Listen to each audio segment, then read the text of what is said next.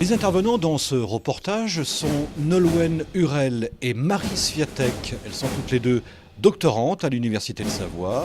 Koch Baobuy, enseignant-chercheur pour le laboratoire LOCI. Et nous retrouverons également Anne-Cécile Grillet, chercheure enseignante. Ceci est une enceinte hygrométrique. Nous sommes sur le site de Savoie Technolac et les recherches qui sont menées ici le sont au nom du LOCI, le laboratoire d'optimisation, de conception et de l'ingénierie de l'environnement. En fait, nous avons conçu cette enceinte pour tester les matériaux, et notamment les matériaux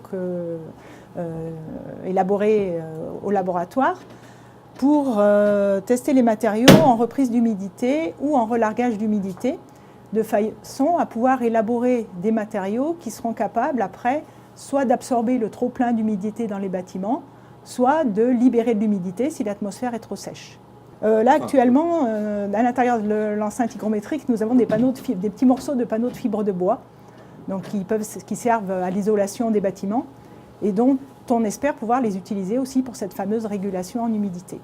On sait que ça absorbe et que ça relargue de l'humidité, puisque ça le fait déjà chez vous avec tout l'environnement qui est à base de bois à l'intérieur des maisons. Mais c'est important d'arriver à optimiser de façon vraiment à utiliser pleinement cette capacité-là. Donc pour ça, il faut vraiment connaître toutes les vitesses d'absorption, de désorption en fonction de l'humidité et de la température.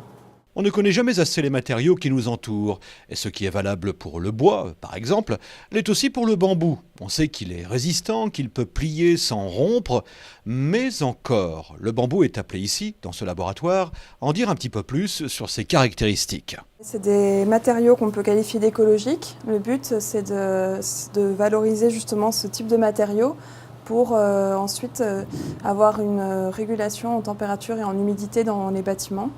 Et c'est une collaboration qu'on fait avec le Vietnam. En matière d'isolation thermique, le PIV, le panneau isolant sous vide, est la dernière nouveauté. L'idée est d'obtenir avec ce produit les mêmes caractéristiques isolantes qu'avec les autres matériaux plus épais, comme le polystyrène. Donc, voici à quoi ressemble un PIV. Donc, c'est un format expérimental. Donc, les PIV, ce sont des systèmes dont le matériau de cœur est une silice nanoporeuse, maintenue sous vide.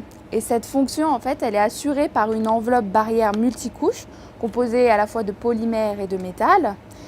Et c'est cette enveloppe qui est soudée sur les bords, qui est imperméable à la fois au gaz et à la vapeur d'eau.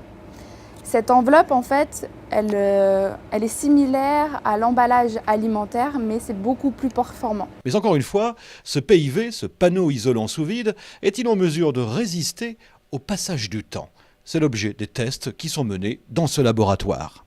Alors, le matériau qu'on utilise, déjà, il faut le faire vieillir. Donc, au laboratoire, on fait des vieillissements qu'on dit accélérés, c'est-à-dire qu'on les place dans des étuves avec les conditions maximales de température et d'humidité.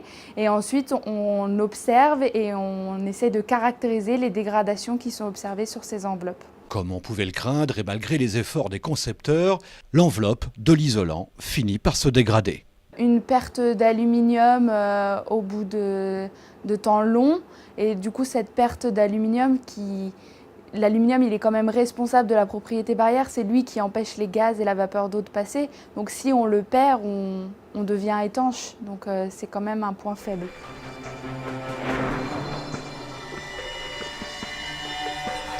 On est au cœur de la problématique de l'autonomie énergétique des bâtiments.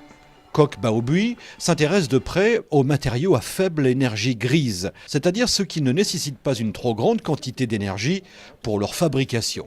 L'énergie qui est économisée d'un côté ne doit pas être, dans le même temps, gaspillée de l'autre. Parce qu'au laboratoire, on étudie des matériaux conventionnels comme des briques ou le béton armé, mais en même temps des matériaux non conventionnels comme la terre, le bambou, etc.